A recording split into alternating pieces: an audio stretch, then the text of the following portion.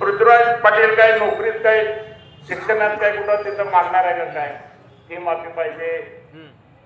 नोकरीत तुम्हाला कुठल्या ह्या ओबीसीना अडवा येणार आहे का? ते इथं आले. इथं का आले? खरं म्हणलं तर हे पडळकर बंधूंनी इथं आणायला.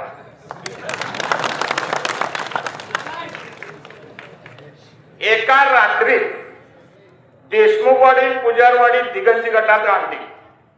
अपील करायला सुद्धा या आमदाराला संधी दिली नाही. दिली का? मग कुणी आणलं? आणि घसा काढून आमचे बापू सुद्धा म्हणते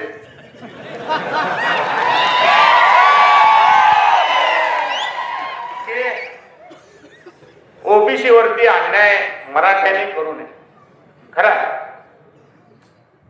त्या तोडीचा उमेदवार असता तुम्ही जर लोणारी समाजाचा पाहिजे होता, विठलापूरचे विठ्ठल बाण सरपंच आहे, प्रशासकीय ज्ञान आहे, संघटन कौशल्य आहे, त्यांना दिलं असतं तर तुम्हाला हे बोलता आलं. पुजारवाडीचे आबासाहेब पुजारी सकाळी दिवस उगवल्यापासून येतात, सगळ्याला चहा पाजून सगळ्यांची कामं आटपाडीला असेल, विट्याला असेल, सांगलीला असेल, स्वतःच्या खर्चानं जाऊन करून येत.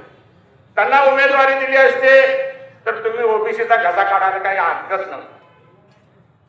नागनाथ अण्णांनी 34 वर्ष टेंबूसाठी आंदोलन केलं.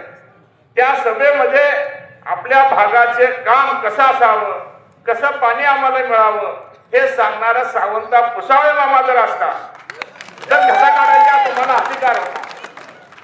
म्हणजे ओबीसीचं जे वातावरण करण्याचा, दूषित परिणाम करण्याचा जो प्रयत्न चाललेला आहे हे 7 खोट आहे. जशाच तसं उत्तर राजकारणात द्यावं लागतं. आणि त्यासाठी मी खरं म्हणलं तर दिगंजीला आज सांगायचं की ओबीसी सांगायसाठी मी आहे.